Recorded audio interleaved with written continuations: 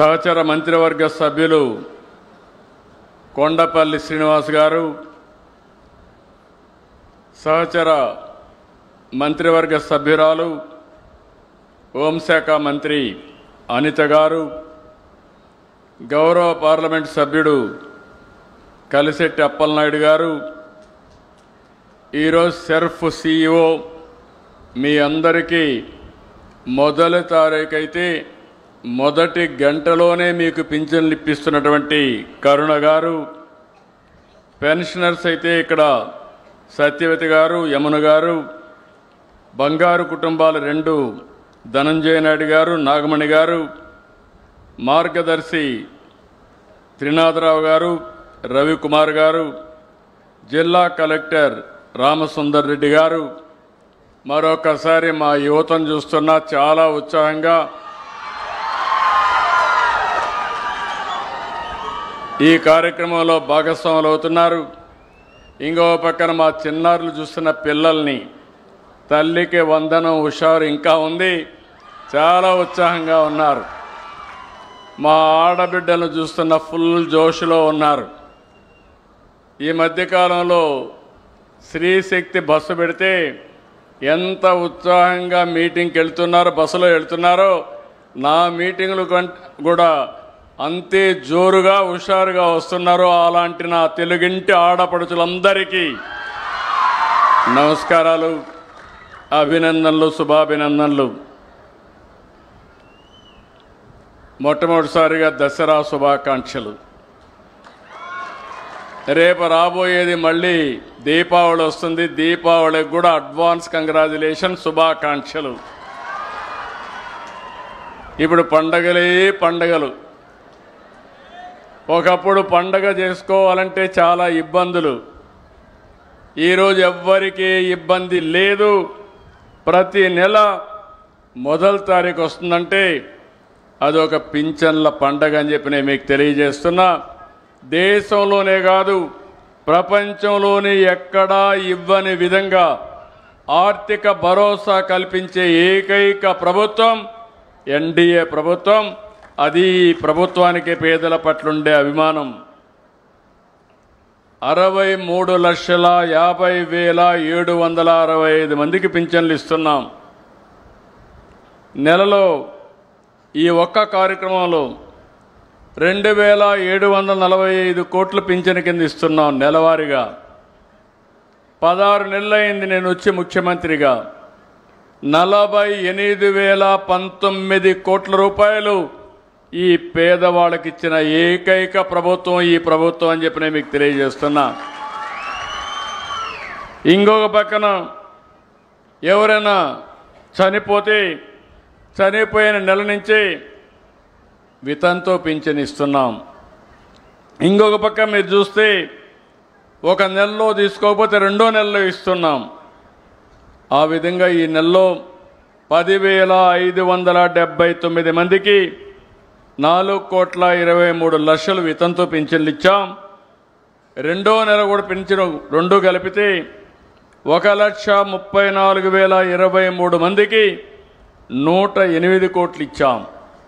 2 నెలలు తీసుకోకపోతే 3వ నెలలో 11,545 మందికి 14 కోట్లు ఇచ్చాం. ఇంత మునుపంతా కూడా మీరు చూస్తే ఒక నెల తీసుకోకపోతే కట్ చేసేవాళ్ళు, 2వ నెల తీసుకోకపోతే 2 నెలలు కట్ చేసేవాళ్ళు. నేను అది ఆలోచించలేదు. ప్రభుత్వానికి లాభం కాదు, ఈ పేదవాళ్లకు న్యాయం చేయాలనే ఏకైక ధ్యేయంతో 2 నెలలు తీసుకోకపోతే 3వ నెల కూడా ఇస్తున్నా. మీరు ఇంటి దగ్గరే ఉంటే కాదు, మీరెక్కడుంటే అక్కడికి ఎత్తుక్కుంటా మా వాళ్ళు వస్తున్నారు. నరేగా పనులు చేస్తే పని దగ్గరికి వస్తున్నారు. హాస్పిటల్లో ఉంటే హాస్పిటల్కి వచ్చి ఇస్తున్నారు. బంధువుల ఇంట్లో ఉంటే బంధువుల ఇంట్లో ఇస్తున్నారు. ఇంతవరకు ఎప్పుడూ జరగలేదు. ఎవరైనా సరే వృద్ధాప్య హాస్టల్లో ఉంటే అక్కడ కూడా ఈ పింఛన్లు ఇస్తున్నామని చెప్పి నేను మీకు తెలియజేస్తున్నా. ఒక్క విజయనగరం ప్రతి నెల 2,75,682 మందికి పింఛన్లు ఇస్తున్నాం. దగ్గర 117 కోట్లు ఇస్తున్నాం. గజపతి నగరం నియోజకవర్గంలో 39,641 మందికి ఇస్తున్నాం. 17 కోట్లు ఇస్తున్నాం. మీ దత్తి గ్రామంలో 706 మందికి నెలవారీగా 29 లక్షల రూపాయలు మీకు ఇస్తున్నాం. మీ ఆదాయం వ్యవసాయం కంటే పింఛన్లోనే ఎక్కువ ఆదాయం వస్తూ ఉంది. ప్రతి ఒక్క ఇండ్లు కూడా కవర్ చేసే పరిస్థితికి వచ్చాం.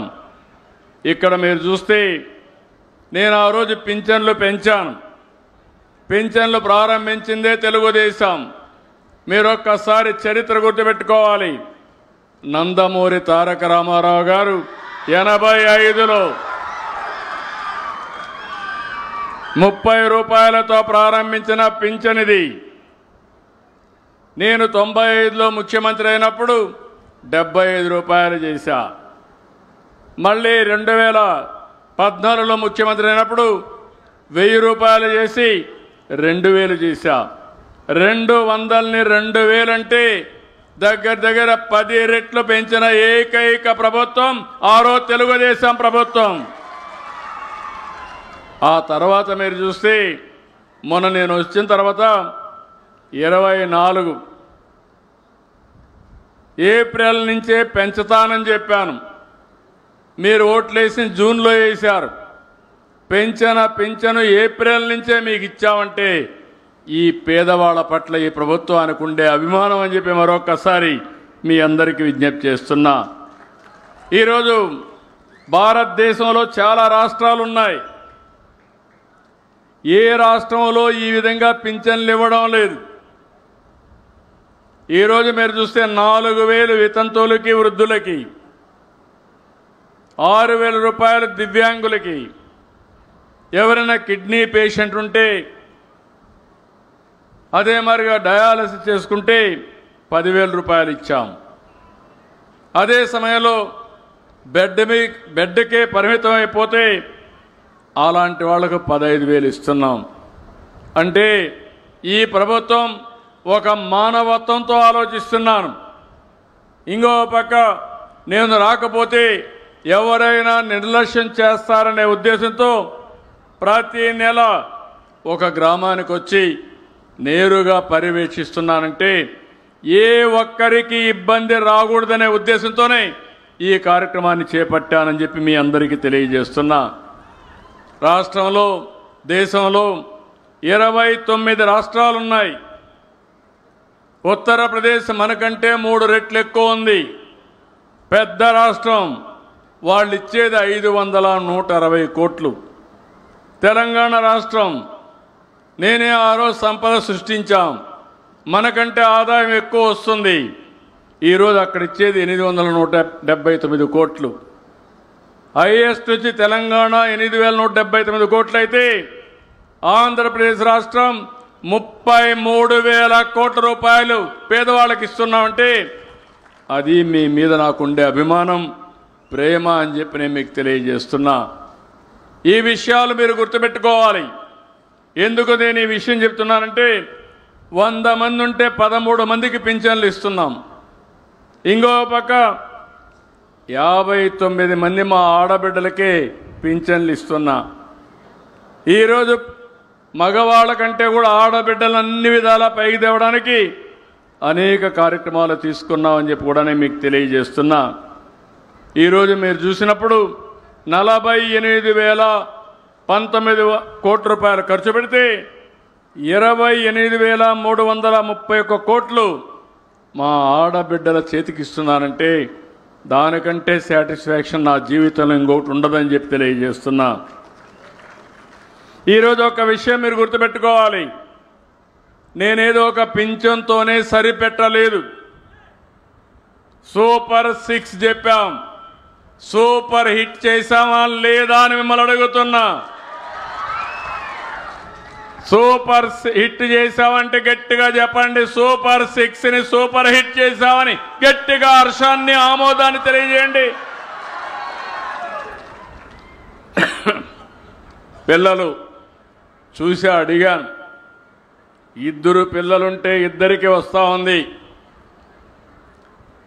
నేను రాష్ట్రమంతా చూస్తే 6 మంది పిల్లలుంటే 6 మందికి ఇచ్చాం. నేను ఒకే మాట చెప్పాను, ఎవరైనా రాకపోతే టెక్నికల్గా ప్రాబ్లం ఉంటే ఇక్కడే కలెక్టర్ చెప్తున్నా ఇమ్మీడియట్గా సార్ట్అవుట్ చేస్తారు.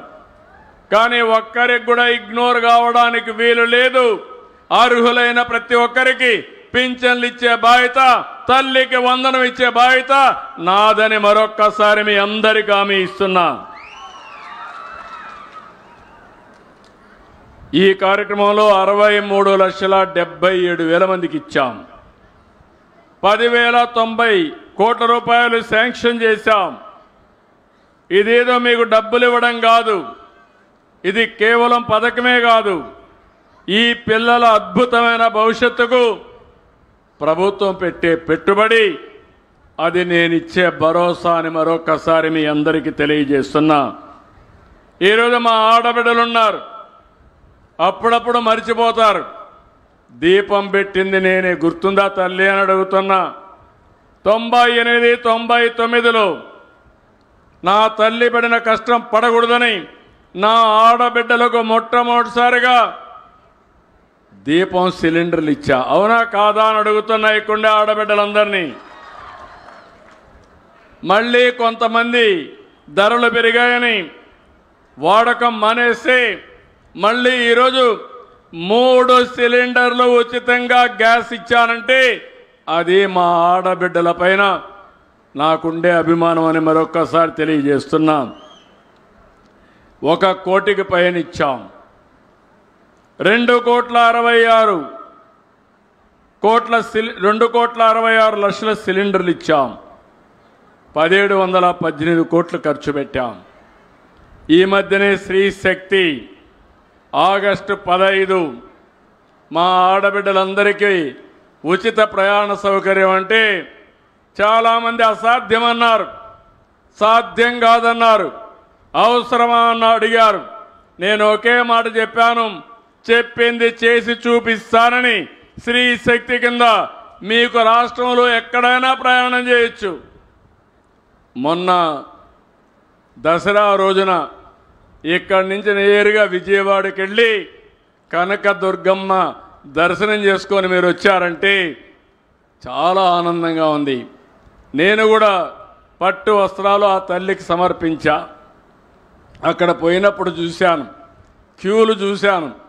మగవాళ్ళ కంటే మా ఆడబిడ్డలే ఎక్కువగా ఉన్నారు ఆ క్యూలంతా.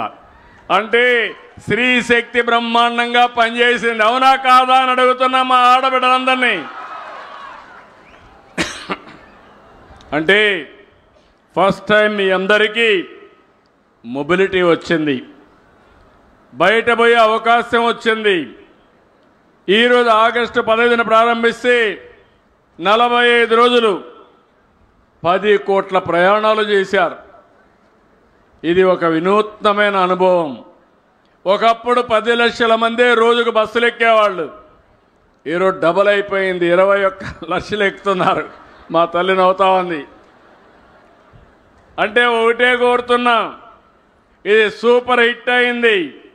అదే సమయంలో అనవసరంగా తిరిగితే మాత్రం మీ ఆరోగ్యం పోతుంది. అవసరానికి వాడుకోండి, తప్పు లేదు. ఎక్కడన్నా దేవాలయానికి వెళ్ళాలంటే వెళ్ళండి, తప్పు లేదు. 2 పనులు అవుతాయి. ఒకటి, మీరు ఒక దేవుణ్ణి దర్శించుకొని అక్కడ కానీ ప్రార్థనలు చేస్తే కష్టపడి పనిచేస్తారు. మీ పిల్లలకు ఉద్యోగం రావాలంటే ఉద్యోగం వస్తుంది. మీ ఇంకేమైనా కోరికలు ఉంటే కోరికలు కూడా తీరుతాయి. అదే సమయంలో నేను మిమ్మల్ని కోరేది, ఎక్కడన్నా తల్లి దగ్గరికి పోవాలన్నా లేకుంటే తల్లి బిడ్డ దగ్గరికి రావాలన్నా మీరు ఈజీగా రావడానికి అవకాశం ఉంటుంది. చాలామంది పిల్లలు చదువుకుంటున్నారు. ఇంటర్మీడియట్ ఉంటే మండల హెడ్ క్వార్టర్కి పోవాలి, ఉచితంగా ప్రయాణ సౌకర్యం ఉంటుంది.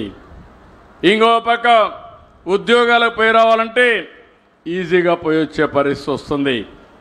నేను ముందు చూపుతో ఆలోచించి అందరికీ ఫ్రీ బస్ ఏర్పాటు చేశాను. ఇది నెలకు 247 కోట్లు అవుతుంది, సంవత్సరానికి 2,963 కోట్లు అవుతుంది. ఎంతైనా పర్వాలేదు, ఇదో గేమ్ చేంజర్గా తయారవుతుంది. మా ఆడబిడ్డలు ఆర్థికంగా ఎదిగి దేశానికే వన్నీ తెచ్చే విధంగా ముందుకు పోతారు. నేనే డాక్రా సంఘాలు పెట్టాను. ఈరోజు మీ పొదుపు చూస్తే 20,000 కోట్లుంది. మీరు అప్పులు తీసుకునేది చూస్తే 50,000 కోట్ల రూపాయల అప్పులు తీసుకుంటున్నారు. పట్టణ ప్రాంతాల్లో మెప్మా ఉంది. అక్కడ ఒక 22 లక్షల మంది ఉన్నారు. వాళ్ళకు కూడా దగ్గర ఒక 10,000 కోట్ల దగ్గర పొదుపు ఉంది. 20,000 కోట్ల అప్పు తీసుకుంటున్నారు.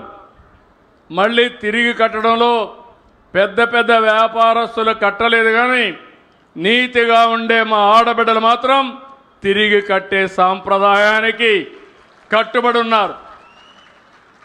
ఇప్పుడు డబ్బులు రావడం పెద్ద ప్రాబ్లం కాదు.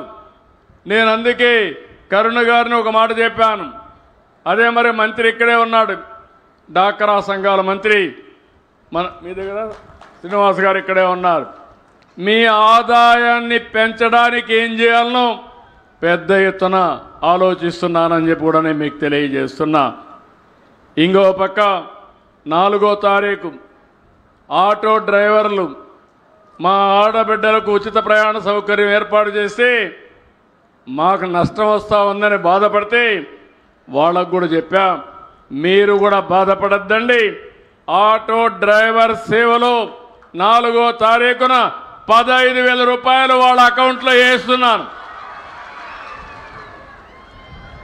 2,90,000 మంది 4,35,000 కోట్ల రూపాయలు వాళ్ళ అకౌంట్లో వేస్తున్నా. డ్రైవర్ కష్టాలు తెలిసిన వ్యక్తిని, పేదవాళ్ళ ఇబ్బందులు అర్థమైనాయి, అందుకే ఈ కార్యక్రమం తీసుకున్నాం.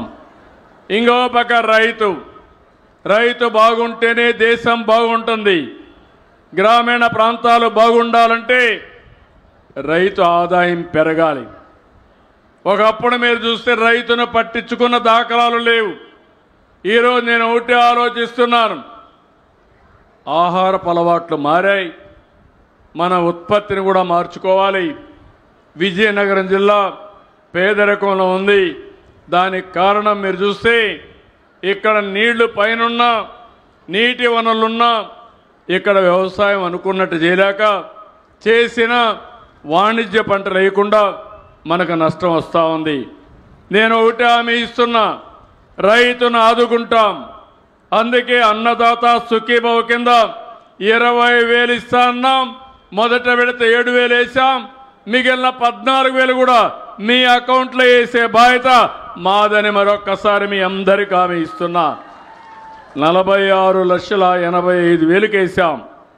3,174 కోట్ల రూపాయలు మీ అకౌంట్లో వేసి ఒక విజయనగరంలో 2,27,000 మందికి 152 కోట్ల రూపాయలు జమ చేశాం.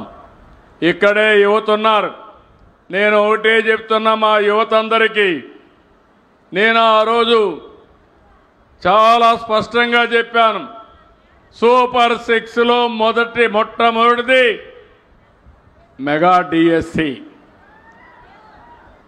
డిఎస్సి చేస్తానని మొదటి సంతకం పెట్టాను. సంవత్సరంలో పూర్తి చేశాను. మీ నియోజకవర్గంలో 107 మందికి ఉద్యోగాలు వచ్చాయంటే అది ఈ ప్రభుత్వం యొక్క పట్టుదల. మొన్నే అందరినీ పిలిచాను, నేనే సర్టిఫికెట్లు ఇచ్చాను. వాళ్ళ ఆనందం చూస్తే నేను చాలా మీటింగులకు వెళ్ళాను, కానీ వాళ్ళ ఉద్యోగం వచ్చిన వాళ్ళందరూ చాలా జుబిలెంట్గా ఉన్నారు, చాలా ఆనందంగా ఉన్నారు. మొట్టమొదటిసారిగా ఉద్యోగం వచ్చిన వాళ్ళ ఉత్సాహం ఎట్లుంటుందో నేను చూశాను. నేను ఒకటే చెప్తున్నా, ఈ రాష్ట్రంలో యువతకు ఒకటే విజ్ఞప్తి చేస్తున్నా, మీకు నేను అండగా ఉంటా. ఉద్యోగాలు కల్పించే బాధ్యత నాది. ఇప్పటికే మీరు చూస్తే 10 లక్షల కోట్ల రూపాయలు పెట్టుబడులు వచ్చాయి. ఇవన్నీ అయితే 9,50,000 మందికి ఉద్యోగాలు వస్తాయి. ఇక్కడ ఒకసారి చూసినప్పుడు నేను ఆ రోజు చెప్పింది 20 లక్షల ఉద్యోగాలు 5 ఏళ్ళు ఇస్తా అన్నాం. ఈ 15 నెలల్లో 4,71,574 మందికి ఉద్యోగాలు ఇచ్చాం.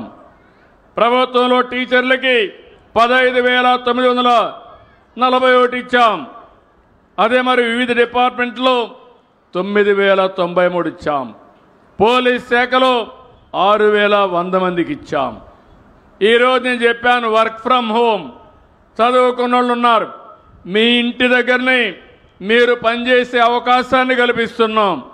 5,500 మందికి ఉద్యోగాలు ఇచ్చాం. విశాఖపట్నం మీకు దగ్గరే ఉంటుంది. భోగాపురం ఎయిర్పోర్ట్ వస్తూ ఉంది. ఇప్పుడే టీసీఎస్ వచ్చింది, కాగ్నిజెంట్ వస్తూ ఉంది, గూగుల్ క్యాంపస్ వస్తూ ఉంది. గూగుల్ క్యాంపస్ వస్తే భారతదేశానికి ఒకప్పుడు హైదరాబాద్ ఐటీ క్యాపిటల్ అయితే విశాఖపట్నం ఏఐ క్యాపిటల్గా, డేటా సెంటర్ క్యాపిటల్గా తయారవుతుంది. ఇక్కడే మీకు సెంట్రల్ యూనివర్సిటీ పక్కనే ట్రైబల్ యూనివర్సిటీ వస్తుంది.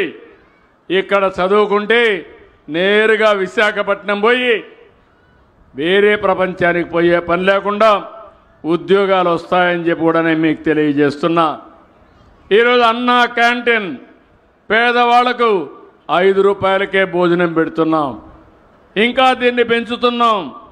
పెంచి ఎక్కడికక్కడ ఎలాంటి ఇబ్బందులు లేకుండా ముందుకు తీసుకుపోతున్నాం. తొందరలోనే అందరి ఆరోగ్యం కోసం హెల్త్ ఇన్సూరెన్స్ పెట్టాం.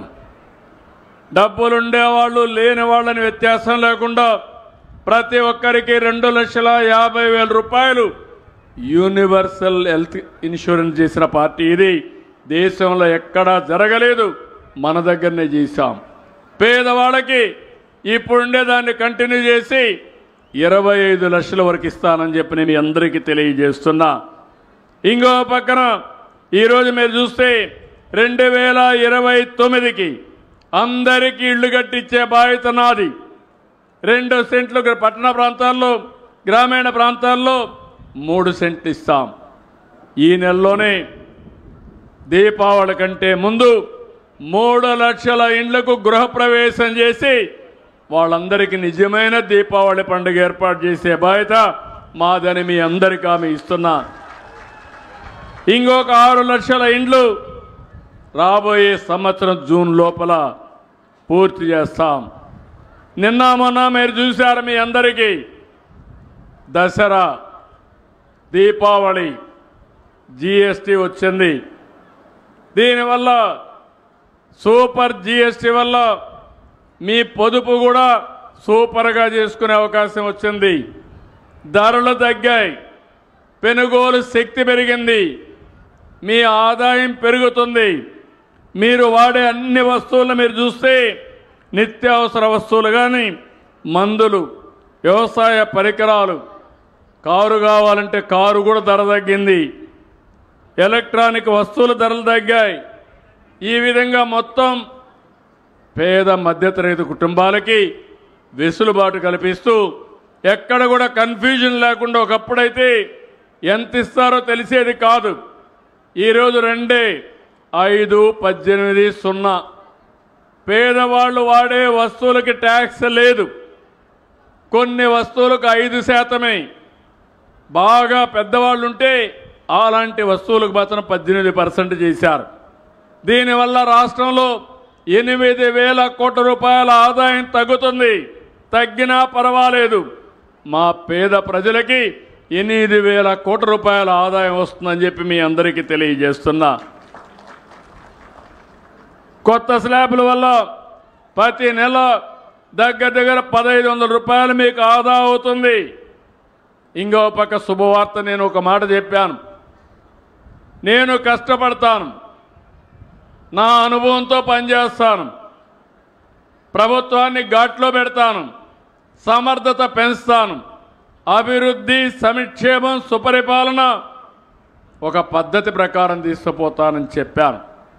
ఈరోజు నేను అడుగుతున్నాను, ఈ ప్రభుత్వ సమర్థ పాలనలో అర్హులైన ప్రతి ఒక్కరికి సంక్షేమ కార్యక్రమాలు అందిస్తున్నాం. ఇప్పుడు నేనే ఒక కిడ్నీ పేషెంట్ ఇంటికి వెళ్ళాను. దురదృష్టం వెంటాడింది. తల్లి ముందుకొచ్చింది, కిడ్నీ తల్లి డొనేట్ చేసింది, ఆపరేషన్ చేసుకున్నాడు, ఉన్న 3 ఎకరాలు అమ్మేశాడు. అప్పట్లోనే నేను 1,60,000 రూపాయలు డబ్బులు కూడా ఇచ్చాను. కానీ అప్పులు చేసి కిడ్నీ ట్రాన్స్ప్లాంటేషన్ చేసుకున్నాడు. దినదినం గండంగా భావిస్తున్నాడు. ఈరోజు నేను వచ్చి అలాంటి కిడ్నీ పేషెంట్కి 10,000 రూపాయలు ఇచ్చాను. అది ఇచ్చినప్పుడు నాకు అనిపించింది నా జన్మ సార్థకమైందని చెప్పి ఆనందపడుతున్నాను. అదే సమయంలో ఆ తల్లికి 6,000 ఇచ్చాం. అంటే ఇతనికి 1,20,000 వస్తుంది, తల్లికి దగ్గర దగ్గర 72,000 వస్తుంది. 2 పిల్లలున్నారు. 2 పిల్లలకు ఒకటే చెప్పాను, 15,000 రూపాయలు వేసాం. మొన్నే తల్లికి వందనం వల్ల 26,000 వచ్చింది. అంటే మీరు గుర్తుపెట్టుకోవాల్సింది, ఒక కుటుంబానికి దగ్గర దగ్గర 2,20,000 రూపాయలు ఈ ప్రభుత్వంలో వచ్చిందంటే దానికంటే తృప్తి ఉంటుందో మీరు ఒక్కసారి ఆలోచించమని మిమ్మల్ని అందరినీ కోరుతున్నాను. అర్హులందరికీ న్యాయం చేయాలి, దానికోసం ఈ ప్రభుత్వం ఉన్నాం. ఇంకో పక్క సమర్థత పెంచుతున్నాం. ఒకప్పుడు విద్యుత్ ధరలు విపరీతంగా పెంచారు, 9 సార్లు పెంచారు. 32,000 కోట్ల రూపాయలు మీ మీద భారం వేశారు. నేను వస్తానే చెప్పాను. నేను వచ్చిన తర్వాత విద్యుత్ రంగం పనితీరు మెరుగవుతుంది, ధరలు తగ్గించకపోయినా పెంచనని చెప్పా. కానీ ఈరోజు వాళ్ళు పెంచిన ధర కూడా ట్రూ ఆఫ్ ఛార్జెస్ని తగ్గించిన ఘనత ఈ ప్రభుత్వానిదే అని చెప్పి నేను మీకు తెలియజేస్తున్నా. నవంబర్ 13 నుంచి మీకు వేసినటువంటి ట్రూ ఆఫ్ ఛార్జెస్ అన్నీ 13 పైసలు యూనిట్కి తగ్గుతాయి. ఆ తర్వాత ఒకటి హామీ ఇస్తున్నాం, కరెంటు ఛార్జీలు పెంచమన్నాం, పెంచాం. అవసరమైతే కరెంటు ఛార్జీలు తగ్గించే దిశగా నా పరిపాలన ఉంటుందని మరొక్కసారి మీ అందరికీ హామీ ఇస్తున్నా. ఎక్కడికక్కడ వోల్టేజ్ ఉంటుంది, కరెంటు కట్టులుండవు, ధరలు పెరగవు.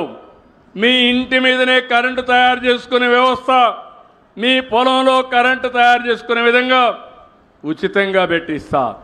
నేను ఒకటే మిమ్మల్ని కోరుతున్నాను, రైతులు ముందుకొస్తే మీ పొలాల్లోనే సోలార్ పెట్టిస్తాం. మీరు అది పెట్టుకుంటే మీరు నీళ్లు మీరే తోడుకోవచ్చు. ఒకవేళ మిగిలిన కరెంటు ఉంటే గ్రిడ్కి ఇవ్వండి, మీరు వాడుకోవాలంటే ఇంటికి వాడుకోండి. మీకు వాహనాలుంటే ఛార్జ్ చేసుకోవడానికి వాడుకోండి, కరెంటు వాహనాలు పెట్టుకొని. అప్పుడు ఇంక డబ్బులు కట్టే పరిస్థితి కూడా లేదు.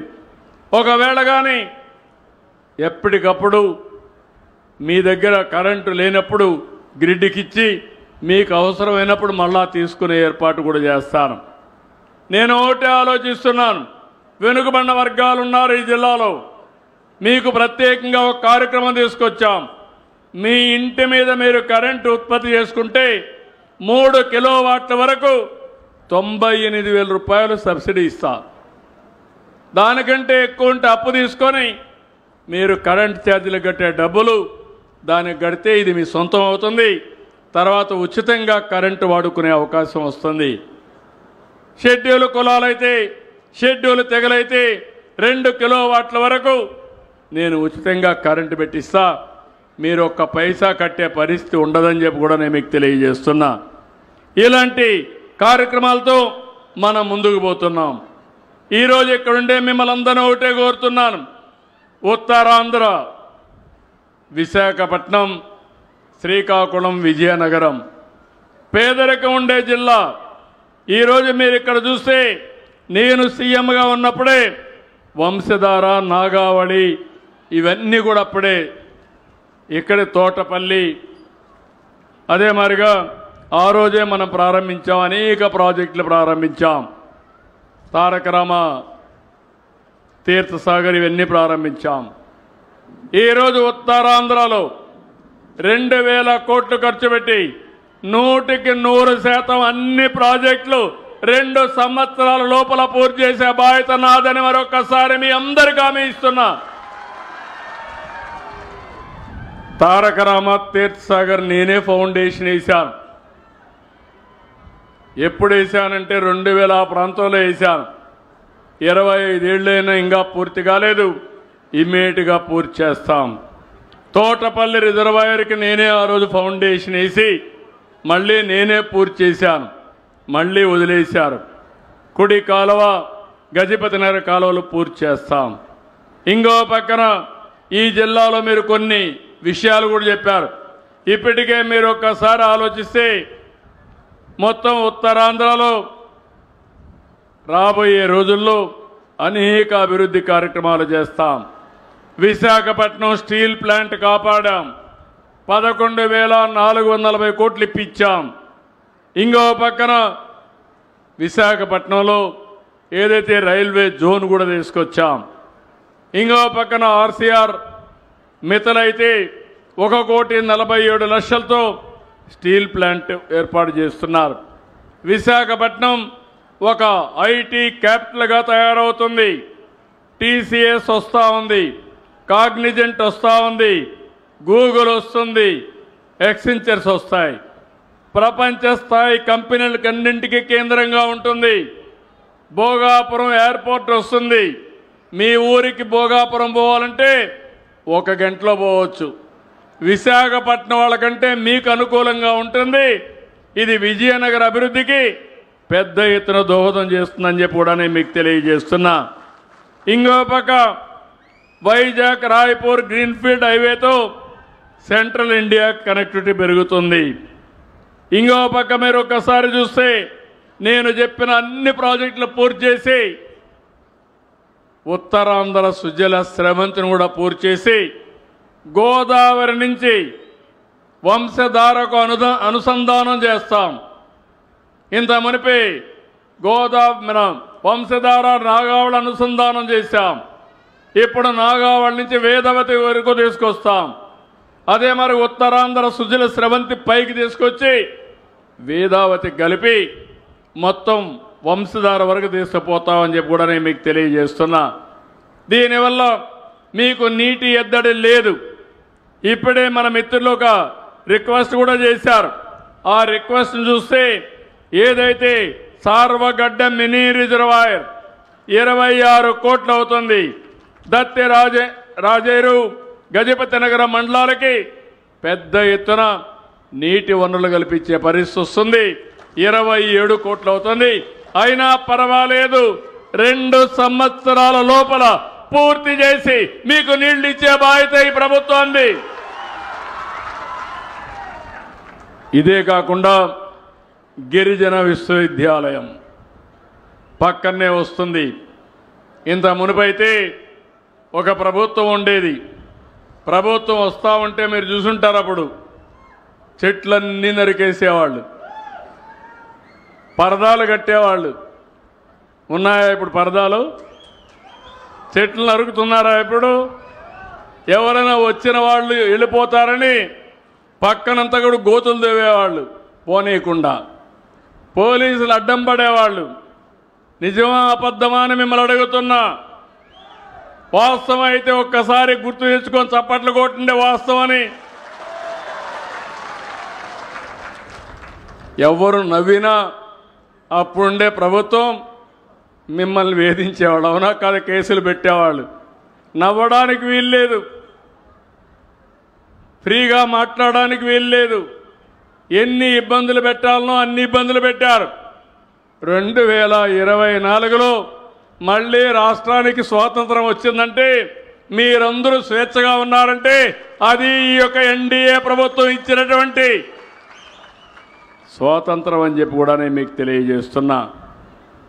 నాకు కానీ కక్ష ఉంటే విశ్వవిద్యాలయాన్ని మళ్ళా మార్చాలి. మార్చను. నేను తుగ్లక్ కాదు, ఆ తుగ్లక్ రోజులు అయిపోయినాయి. అందుకే ఇక్కడే కడతా, ఇంకా బాగా కడతా, డబ్బులు ఇప్పిస్తా. ఇప్పించడమే కాదు, ఒక మంచి విశ్వవిద్యాలయాన్ని ఇక్కడ ఏర్పాటు చేసే బాధ్యత నాదని మీ అందరికీ హామీ ఇస్తున్నా. అక్కడ కూడా ఇంత మునుపు ఏదైతే పెట్టారో అక్కడైతే ఒక గ్రేహౌండ్స్ క్యాంపస్ కూడా ఏర్పాటు చేస్తున్నాం.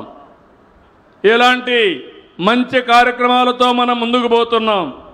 ఈ ఊర్లో, ఈ మండలంలో, ఈ జిల్లాలో కూడా మత్స్యకారులు చేప వేటకి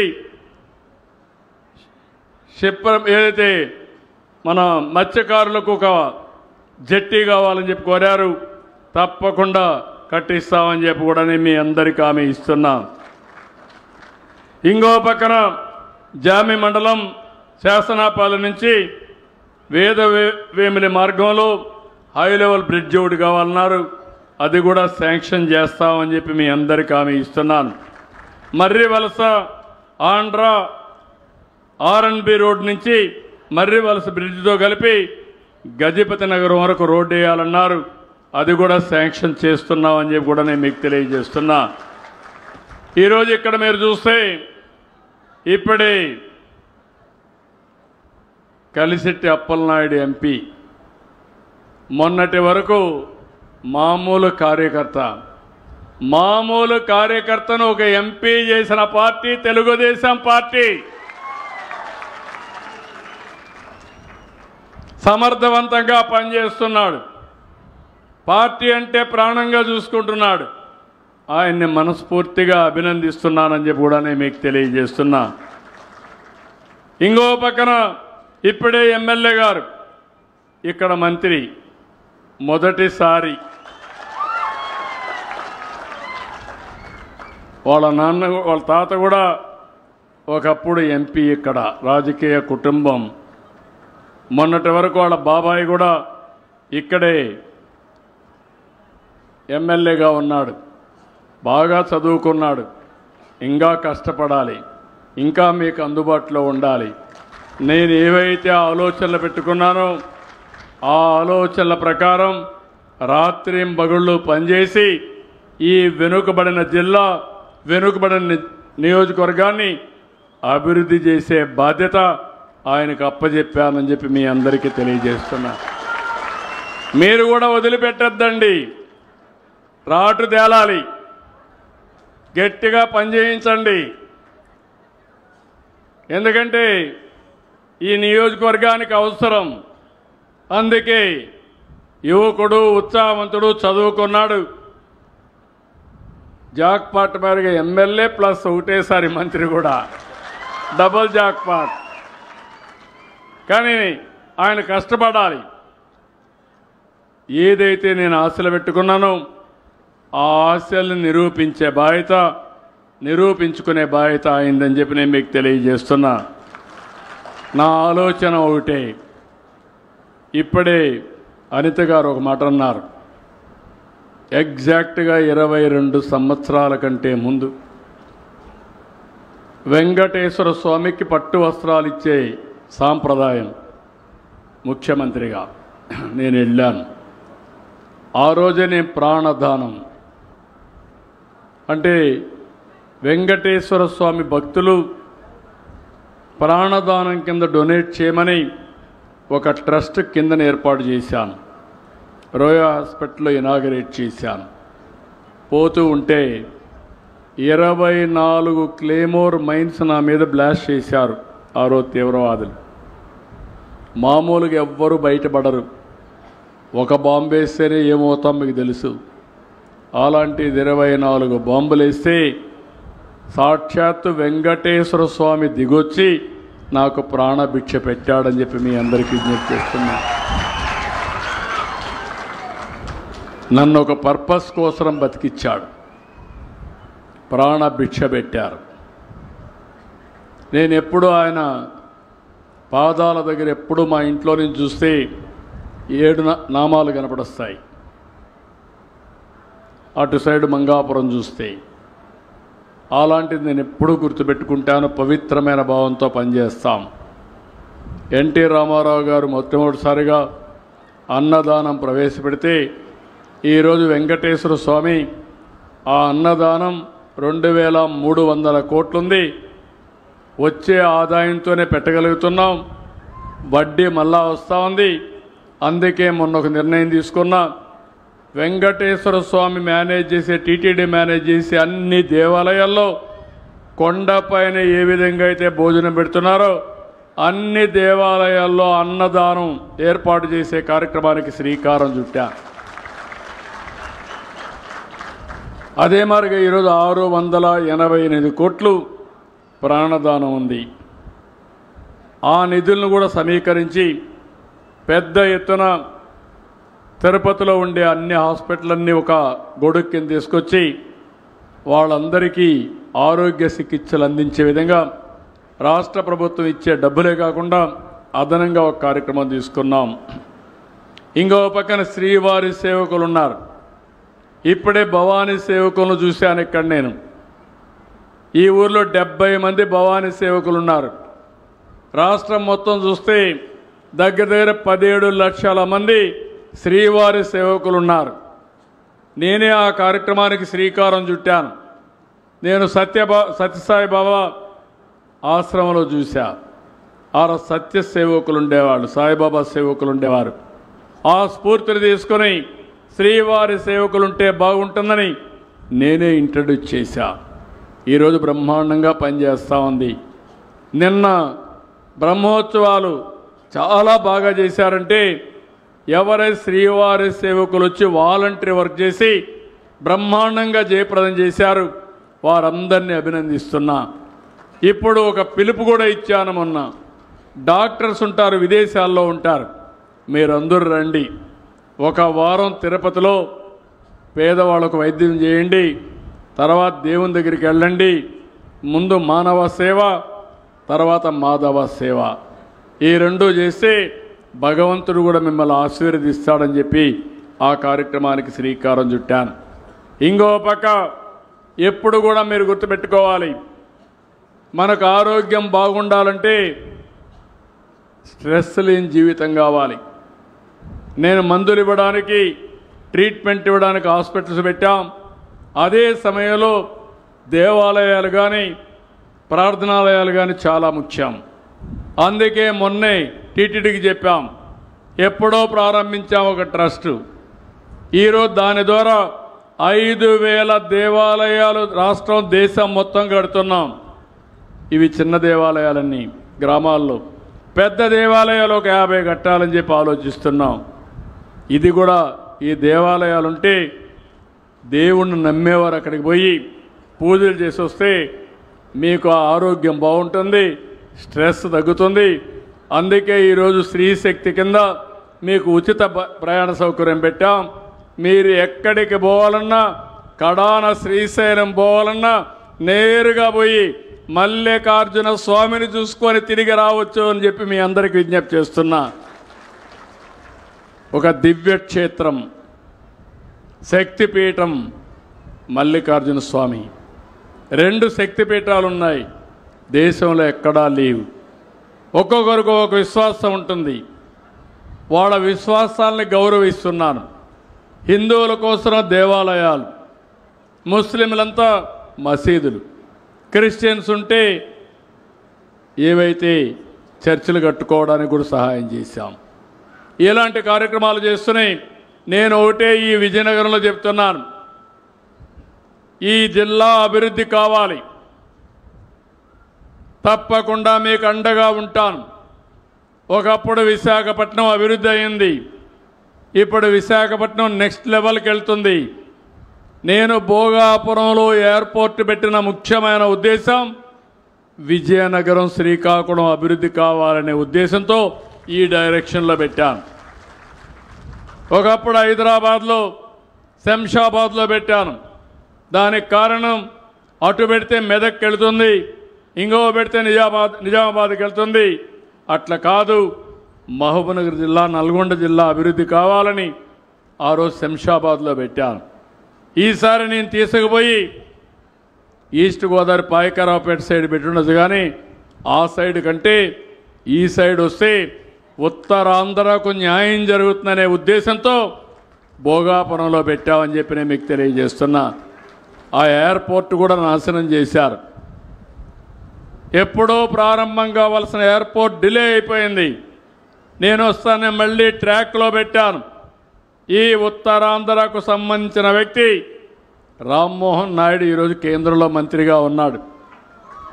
ఆయన్ని కూడా మంత్రిగా చేసుకున్నాం. ఈరోజు ఆయన ఆధ్వర్యంలో ఆగస్టు నెక్స్ట్ ఇయర్ 26 ఆగస్టుకి భోగాపురం ఎయిర్పోర్ట్ ఇనాగరేషన్ అవుతుంది. ఆ తర్వాత ఈ ప్రాంతంలో పెద్ద ఎత్తున పరిశ్రమలు వస్తాయి. మీరు ఎక్కడికి కావాలన్న కనెక్టివిటీ వస్తుంది. నేను ఒకటే పెట్టుకున్నాను, ప్రతి ఇంటికి ఒక ఎంఎస్ఎంఈ పారిశ్రామికవేత్త కావాలని.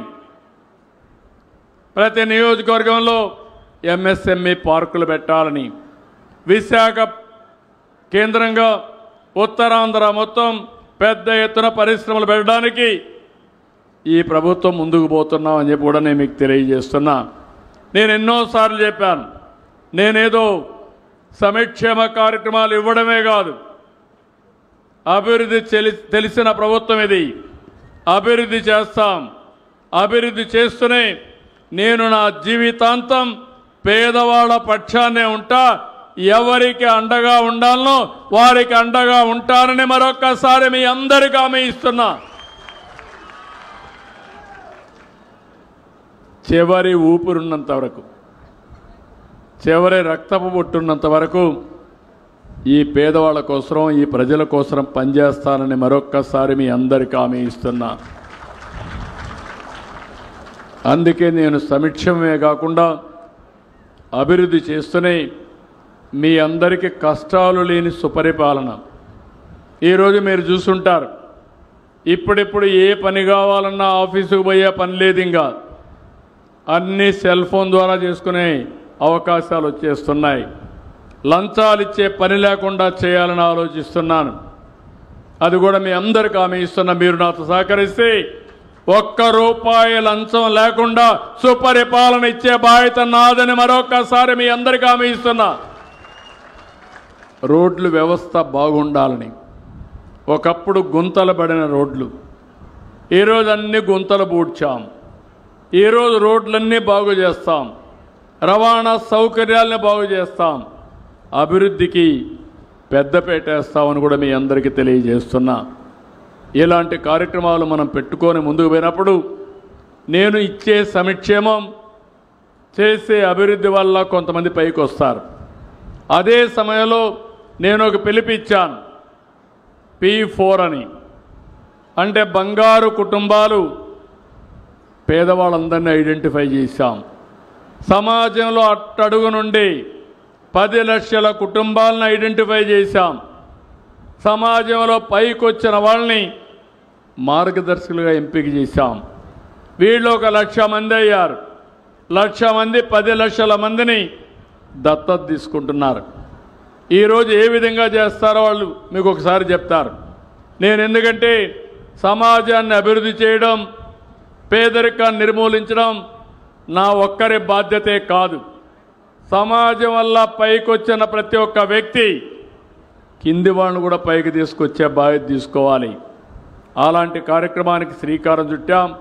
ఇది దేశంలో మొట్టమొదటిది. ఇది జరిగితే ఆర్థిక అసమానతలు తగ్గించి మెరుగైన జీవన ప్రమాణాలు మీకు ఇవ్వడానికి ఉపయోగపడుతుంది. నా ఆశయం ఒకటి, 2047, ఇప్పుడు 25లో ఉన్నాం. 47 అంటే 22 సంవత్సరాలు. 2000లో నేను విజన్ 2020 తీసుకొచ్చాను.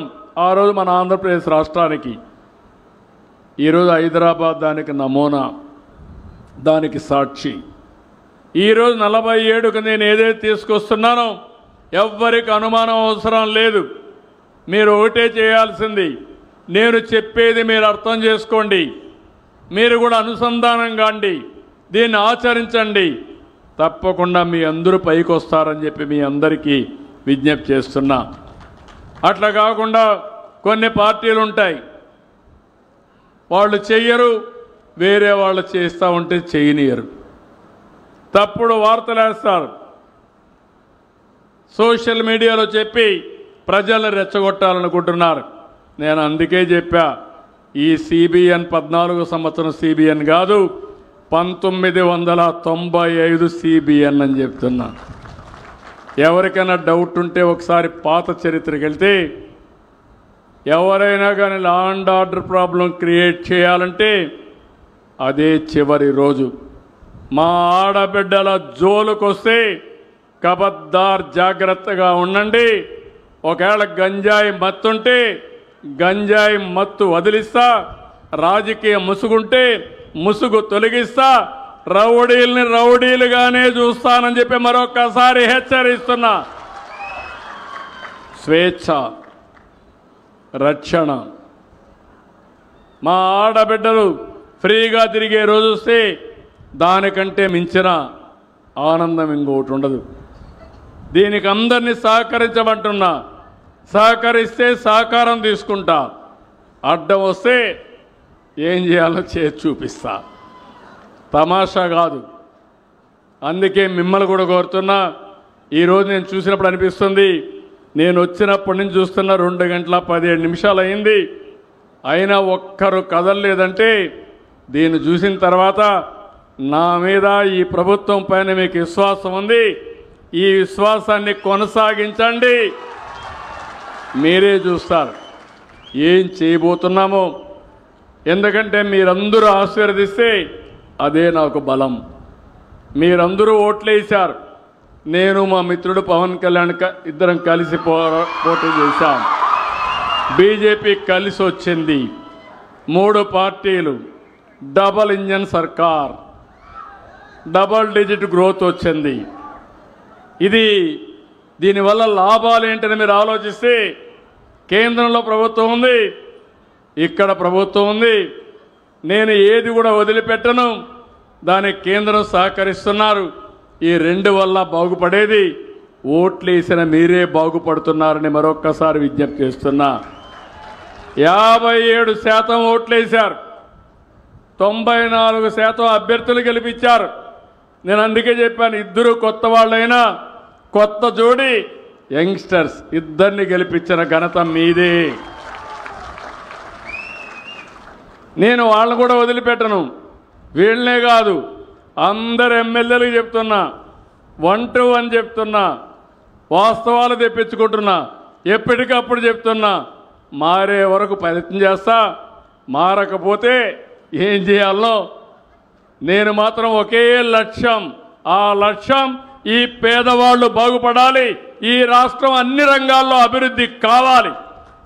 అదే సమయంలో అధికార యంత్రాంగానికి కూడా చెప్పా, మీరు పనిచేయండి, శ్రద్ధ పెట్టండి, మీకు నేను అండగా ఉంటా. కానీ అందరినీ, ఉద్యోగస్తులందరినీ సరిగా చూసుకుంటాం. వాళ్ళు కూడా మన భాగస్వాములే అభివృద్ధిలో. కానీ అట్లని చెప్పి మేము పనిచేయం అంటే మాత్రం కుదరదు. ముందు నేను తిట్టేవాడిని, ఇప్పుడు తిట్టను. మీరు ఎందుకు చెయ్యలేదో ప్రజల దగ్గరకు వచ్చి మిమ్మల్ని నిలబెడతానని చెప్పి నేను మీకు తెలియజేస్తున్నా. అలాంటి డేటా అంతా కూడా తయారు చేశా. ఈ ఊర్లో ఏం జరిగిందో నాకు ఇన్ఫర్మేషన్ ఉంటుంది, నా సెల్ ఫోన్లోనే ఉంటుంది. ఎత్తుక్కునే పని కూడా లేదు. ఈ సెల్ ఫోన్లు అన్నీ ఉంటాయి. అందుకే అందరినీ కోరుతున్నా, అందరం కలుద్దాం, సమిష్టిగా పనిచేద్దాం. ముందు మార్గం నేను హార్డ్ వర్క్ చేయమనడంలా, స్మార్ట్ వర్క్ చేయమంటున్నా. ఒకప్పుడు విపరీతంగా కష్టపడేవాళ్ళం, పరిగెత్తిచ్చేవాడిని. ఇప్పుడు పరిగెత్తక్కర్లా. 10 గంటల నుంచి 5 గంటలు పనిచేస్తే మధ్యాహ్నం 1 గంట రెస్ట్ తీసుకుంటే, భోజనం చేసి పనిచేస్తే ఏమి నష్టం లేదు. ఈ 6 గంటలు పనిచేయండి, మీరు బ్రహ్మాండంగా అన్ని పనులు అయిపోతాయని చెప్పి కూడా నేను మీకు తెలియజేస్తున్నా. కొత్త ఒరవడికి శ్రీకారం చుడుతున్నా. మీరే చూస్తారు 5 ఏళ్లలో ఏ విధంగా పనులు వస్తాయో. ఒక నిర్దిష్టమైన విధానాలు, నిర్దిష్టమైన ప్రోగ్రెస్ ఇచ్చే బాధ్యత నాది. దానికి సహకరించే బాధ్యత మీది. ఇప్పుడు నేను అన్నీ చేసిన తర్వాత ఎవడో వచ్చేది చెప్తే మీకు అనుమానం వస్తే అది ప్రమాదానికి దారితీస్తుంది. అట్లా కాకుండా మీరు ఆలోచించాల్సింది మీ భవిష్యత్తు కోసం ఆలోచించండి, మీ పిల్లల భవిష్యత్తు కోసం ఆలోచించండి.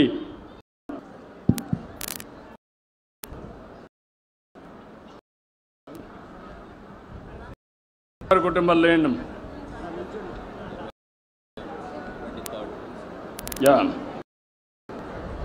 బంగారు కుటుంబం ఒకటి.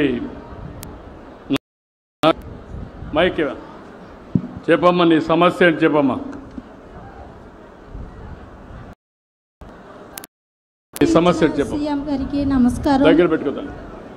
మరి నాకు మా ఆయన గారు చనిపోయారు. నాకు 2 పిల్లలండి. మా ఆయన గారు చనిపోయిన తర్వాత మేము కూలి పని చేసుకోవడము మేము నేర్చుకున్న తర్వాత ముందుకు ఎలా సాగాలనేసి నాకు ఐడియా తట్టలేదు. 2 బిడ్డలు చదువుకున్నారు. పాప ఇంటర్ చదివింది, బాబు డిగ్రీలో మధ్యలో ఆపేసిన తర్వాత ఆ బిడ్డల జీవితాలు ముందుకి ఎలా కొనసాగుతాయో నాకైతే తెలియదండి. మరి నా మనసు అయితే సతమతం అయిపోతుంది. నేను ఎలా పిల్లలు పోషించుకోవాలని మార్గంలో ఉన్నాను. ఎంతమంది అమ్మ మీకు? ఇప్పుడు 3 మీరు ఇంట్లో? ఎవరు? రండి, మీరు రండి, పైకి రండి, ఇటు రండి. మార్గదర్శి ఇక్కడ మార్గదర్శి ధనంజయుడు,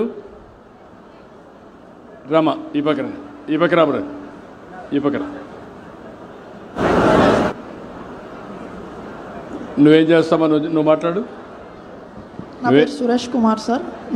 గట్టిగా మాట్లాడు. నా పేరు సురేష్ కుమార్ సార్.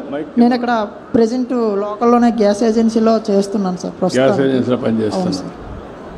నీ పేరమ్మా? నా పేరు కవిత సార్. నేను 2nd ఇయర్ పూర్తి చేశాను సార్. ఇది ఇంటర్మీడియట్ అమ్మా? ఇంటర్మీడియట్ 2nd ఇయర్ చేసావు. చేస్తున్నావా, నిలిపేసావా? అయిపోయింది సార్. అయిపోయింది. ఓకే. ఇప్పుడు వాళ్ళిద్దరిని చూశారు. నువ్వేం చదువుకున్నావా? అది డిగ్రీ మధ్యలోనే డిస్కంటిన్యూ చేస్తాను సార్. ఫర్దర్గా మా నాన్నగారు చనిపోయిన తర్వాత భారం అంతా నా మీద ఉండడంతో డిగ్రీ ఆపేసాను సార్. నువ్వేం సంపాదిస్తావు? 8,000 వస్తుంది సార్. 8,000 వస్తుంది సార్ శాలరీ. ఇప్పుడు ఈ కుటుంబాన్ని మీరు చూస్తే భర్త చనిపోయాడు, వీళ్ళిద్దరు పిల్లలు. ఇది ఎస్సీ మాది కుటుంబం, అవునా కదా? అంతే కదా, మాది కుటుంబం. ఒక అతను డిగ్రీ చేస్తూ ఆపేసి గ్యాస్ ఏజెన్సీలో పనిచేస్తున్నారు. ఈ పాప అయితే మధ్యలో అంటే ఇంటర్మీడియట్ పూర్తి చేసి అక్కడి నుంచి ఫ్రీగా ఉంది. ఇప్పుడు వాళ్ళిద్దరినీ బాగు చేసే బాధ్యత మార్గదర్శి త్రినాథరావు, తాడి త్రినాథరావు వారిని కోరుతున్నా. మీరు అర్థం చేసుకున్నారు, ఏం చేస్తారు చెప్పండి సార్. నా పేరు తాడి త్రినాథరావు సార్.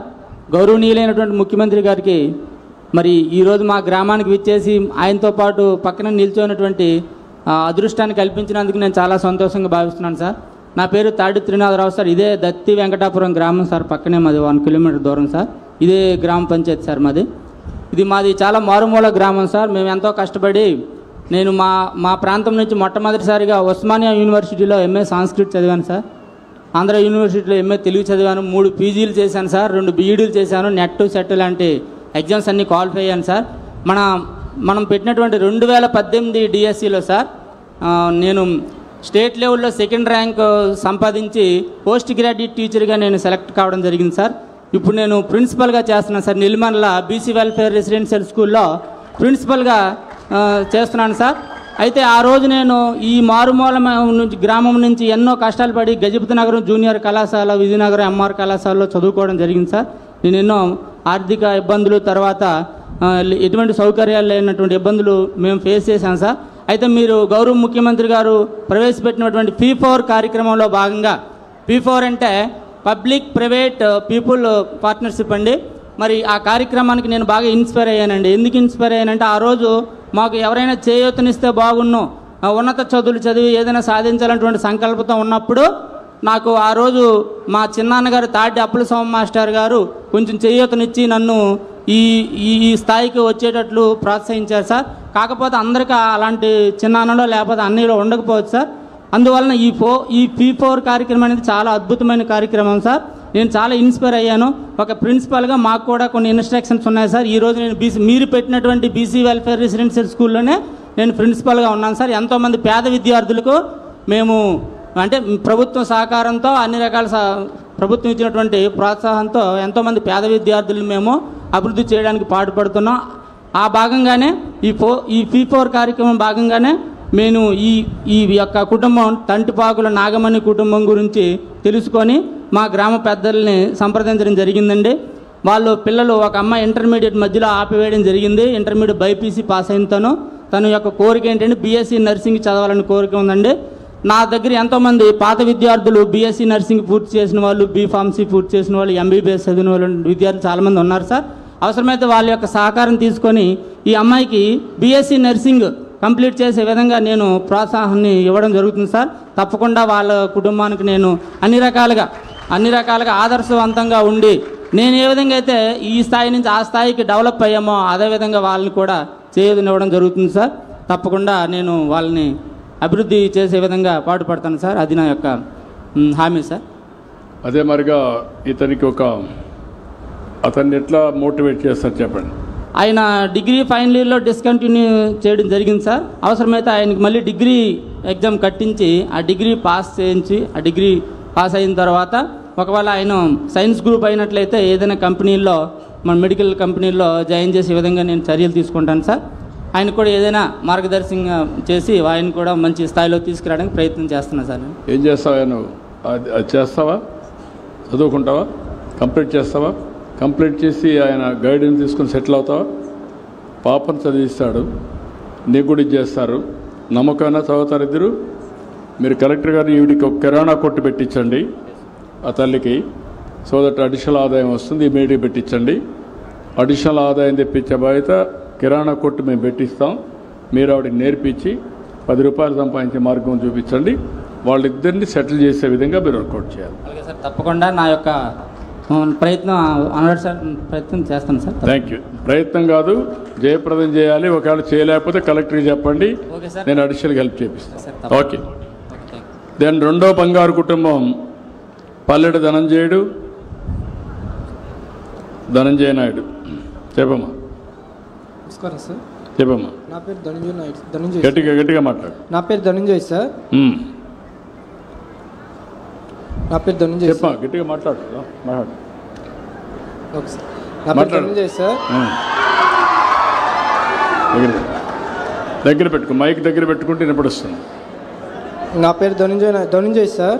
గట్టిగా ఫ్రీగా మాట్లాడు. మీ ఇంట్లో మాట్లాడతావు? నా పేరు ధనంజయ్ సార్. మా ఫ్యామిలీకి వెన్నెముక్కలాగా మా బ్రదర్ ఉండేవారు సార్.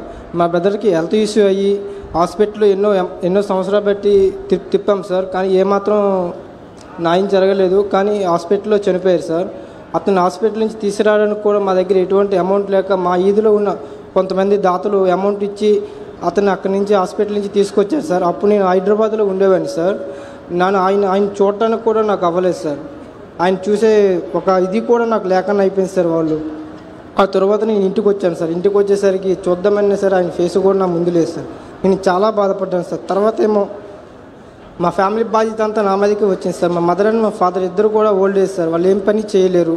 మా అన్ని పిల్లలు కూడా చదువుకుంటున్నారు సార్. వాళ్ళు ఏం చేయలేరు. వాళ్ళ నుంచి నేను ఏం ఆశించలేదు సార్. కానీ మా ఫ్యామిలీ కోసం నేను ఏదో ఒకటి చేయాలి, ఏదో ఒక వాళ్ళకి ఫుడ్ పెట్టాలనే ఉద్దేశంతో నేను వైజాగ్ వెళ్ళిపోయాను సార్. వైజాగ్ వెళ్ళిపోయిన తర్వాత అక్కడ నేను ఏం చేయాలో నాకు తెలియదు. నాకు అంతా చీకటి, ఏం చేసినా నాకేం కనబడుతుంది. చేయించే ఆధారం కూడా నాకు ఎవరూ లేదు సార్. నేను చేద్దామన్నా నాకు ఎవరో పనిచ్చేవారు కూడా లేదు. నా డిగ్రీ కంప్లీట్ అయిపోయింది కానీ నాకు తగ్గ జాబ్ కూడా ఏమీ రాలేదు సార్. నేను ఎంతో వెయిట్ చేశాను కానీ ఎన్నో తిరిగాక నేను చాలా ఇంటర్వ్యూలు ఫేస్ చేశాను సార్. ఎవరు నాకు ఏ జాబ్ ఇవ్వలేదు. కానీ నేను లాస్ట్కి ర్యాపిడో, స్విగ్గీ అనేవి ఇవి ఫేస్ చేస్తూ వీటి చేశాను సార్. ఇవి చాలా చేసి ఎంత చేసినా కష్టానికి ఫలితం అనేది వచ్చేది కాదు సార్. అయినా సరే నేను చీకట్లో ఎన్నో కాలం ఏడ్చాను సార్. ఎంతో ఏడ్చాను కానీ నాకేంటి ఏ న్యాయం జరగలేదు సార్. అయినా సరే మా ఫ్యామిలీకి ఫుడ్ పెట్టాలి, మా మదర్ని మా ఫాదర్ని ఒక స్థాయిలో చూడాలనుకున్నా కానీ నాకు అవ్వలేదు. మా బ్రదర్ నన్ను లిమిట్ చేయడం వల్ల నేను ఎంతో బాధపడుతున్నా సార్ ఇప్పుడు కూడా. కానీ ప్రజెంట్ మా అన్నయ్య గారు, వదిన అండ్ మా పిల్లలు కూడా చాలా దూరంగా ఉంటారు సార్. వాళ్ళు బతుకు కోసం చాలా దూరం వెళ్ళి అక్కడ ఉండి వాళ్ళకి నేను ఏమీ చేయలేని బాధపడుతాను సార్ ఇప్పుడు కూడా. మా వదిన గారు ఇక్కడికి వచ్చినా సరే తనకి కనీసం అక్కడి నుంచి డ్రాప్ చేయడానికి కూడా ఎవరు ఉండరు సార్. ఓకే అమ్మా, ఎక్కడుంది ఇప్పుడు మీ వదిన? రాజమండ్రి సార్. రాజమండ్రి. అక్కడ ఏం చేస్తుంది ఆవిడ? అక్కడ కూలి పని చేసుకుంటారు సార్. ఇప్పుడు పింఛన్ వస్తుంది ఆవిడకి? పెన్షన్ వస్తుంది సార్. పింఛన్ ఒకటి వస్తుంది. ఏంటప్పుడు ఏం చేద్దాం చెప్పు సార్. ఇంకా చెప్పా, బ్రీఫ్గా చెప్పు. నేను ఇలా ర్యాపిడో చేస్తూ ఇవన్నీ చేస్తూ నాకు హెల్త్ ఇష్యూ అనేది వచ్చింది సార్. మాకు పాజిటివ్ అని ఇది చాలా సీరియస్ కేసు సార్. ఇది 1,00,000 మందిలో ఒకరికే వస్తుంది సార్. ఈ కేసు వచ్చిన వాళ్ళకి లైఫ్ లాంగ్ మెడిసిన్ అనేది వాడాలి సార్. మెడిసిన్ వాడకపోతే వీళ్ళు ఎప్పటికీ వాళ్ళ కన్ను అనేది ఎప్పుడు డిసీజ్ అవుతుంది ఎవరికి చెప్పలేరు సార్. వాళ్ళ కొండ అనేది ఆటోమేటిక్గా బ్లాంక్ అయిపోతుంది సార్. ఇది ఒకటే కాకుండా అయినా సరే మా ఫ్యామిలీ కోసం నేను ఎంతో ట్రై చేసి కష్టపడినా సరే తర్వాత నా బ్యాక్ పెయిన్ వచ్చేసి సయాటికా అనే ప్రాబ్లం కూడా వచ్చేసింది సార్. అయినా సరే దాన్ని కూడా లెక్క చేయగానే ఎన్నో అప్పులు ఓడిస్తాను సార్. నేనైతే అప్పులు ఓడిసి ఇంకా అది కూడా అవ్వట్లేదు అనేసి ఇంకా ర్యాపిడో చేసినా ఎంత చేసినా 10,000 వస్తుందనేసి వైజాగ్లో షాప్ స్టార్ట్ చేశారు సార్. 1,50,000 పెట్టి షాప్ స్టార్ట్ చేస్తే ఆ షాప్ కూడా ఈ మధ్యన తీసేశారు సార్. ప్రజెంట్ ఏం చేయాలో తెలియక మీ ఆశ్రయం గురించి వెయిట్ చేస్తున్నా సార్. మీరేం చేయగలుగుతారు కలెక్టర్ గారు? మీరిద్దరూ వర్కౌట్ చేసి ఈ అబ్బాయిని సెటిల్ చేయడానికి, ఇతని ఆరోగ్యం కూడా ఒకసారి చెక్ చేయించి సెటిల్ చేయడం. అతను అక్కడ వ్యాపారం చేస్తున్నాడు, అది అయింది. కలెక్టర్ చెప్తాను, మీరు అది కూడా ఒకసారి సార్ట్అవుట్ చేసుకోండి. మీరు ఎట్ చేస్తారు చెప్పండి. అలాగే సార్. నా పేరు రవికుమార్ సార్. నేను ఈ ఊరు నుంచే జడ్పీ స్కూల్ నుంచి 10th వరకు ఫినిష్ చేశాను. నేను ఎంటెక్ NIT వరంగల్ నుంచి ఫినిష్ చేశాను. ఆఫ్టర్ దట్ సాఫ్ట్వేర్ ఇంజనీర్గా 17 yearsగా జాబ్ చేస్తున్నాను. సో ఇక్కడ ఫస్ట్ మిమ్మల్ని కలవడం చాలా ఆనందంగా ఉంది సార్. సో నాకు ఇక్కడికి వచ్చిన తర్వాత ధనంజయ తాలూకా ఫ్యామిలీ కలిశాను. వాళ్ళకి చాలా ఇబ్బందులు ఉన్నాయి. వానికి గాడ్ అన్లాక్ వల్ల తను ట్రై చేసినా ఆయనకి హెల్త్ సపోర్ట్ చేయలేదు. ప్లీజ్ కూర్చోవాలి. సో నేనేం చేస్తాను, ఆల్రెడీ ఊబర్ ఈ ప్లాట్ఫామ్స్లో చేశాడు కాబట్టి తనకైనా అప్స్కిల్లింగ్ ఏమైనా చేయగలనా అని చెప్పి ఫస్ట్ తన వైపు నుంచి నేను అది స్టడీ చేస్తాను. ఒక్క నిమిషం అమ్మా ప్లీజ్. ఎవరు లేదమ్మా. తర్వాత వచ్చి వాళ్ళ పిల్లలిద్దరూ ఒకరు 8th 10th చదువుతున్నారండి. వాళ్ళకి ఏమైనా financial guidance or educational suggestions I will follow up on that sir. ఇప్పుడు ఎట్లా చేయగలుగుతాను వాళ్ళకి? మీరు పని చేయండి. మీరు ముందుకు వచ్చిన దానికి మనస్ఫూర్తిగా అభినందనలు. వీళ్ళందరికీ నేను ఒక 5 లక్షల రూపాయలు ఇస్తాను. ఆ డబ్బులు మీరు కొంత పెట్టుకొని వాళ్ళ బాగు చేయడానికి ఏం చేయాలని వర్కౌట్ చేయండి. వీళ్ళు అతని ఆరోగ్యం ఏదైనా ప్రాబ్లం ఉంటే చెప్పండి, అది టెస్ట్ చేసి ఆర్థిక సహాయం చేయండి. ఇరండి, మీరు 5 లక్షలు ఇప్పుడు ఇచ్చేసేయండి ఆయనకు. ఈయన పేరుతో ఇవ్వండి, ఆయన గైడ్ చేసుకుంటాడు. థ్యాంక్స్. ఇలాంటి సమస్యలు చాలా ఉన్నాయి. అలాంటి సమస్యలన్నీ పరిష్కారం చేయడానికి బంగారు కుటుంబం మార్గదర్శులు. మనిషి అనేవాళ్ళు కష్టాల్లో ఉన్నప్పుడు వాళ్ళని ఆదుకోవాలి. అలాంటి ఆదుకోవడానికి ఈ కార్యక్రమాన్ని తీసుకొచ్చాం. ఈ కార్యక్రమం జయప్రదం అయితే చాలా వరకు సమస్యలు కొంతవరకైనా పరిష్కారం అవుతాయి. దీన్ని చిత్తశుద్ధిగా ప్రతిసారి చేస్తున్నానంటే దీన్ని లాజికల్గా తీసుకుపోవడం కోసం ఈ పని చేస్తున్నామని చెప్పి తెలియజేసుకుంటూ, ఈరోజు ఇక్కడికి వచ్చినప్పుడు మీరు ఇచ్చిన అవకాశానికి ప్రతి ఒక్కరికి పేరు పేరున మనస్ఫూర్తిగా ధన్యవాదాలు. జై హింద్. ధన్యవాదాలు సార్.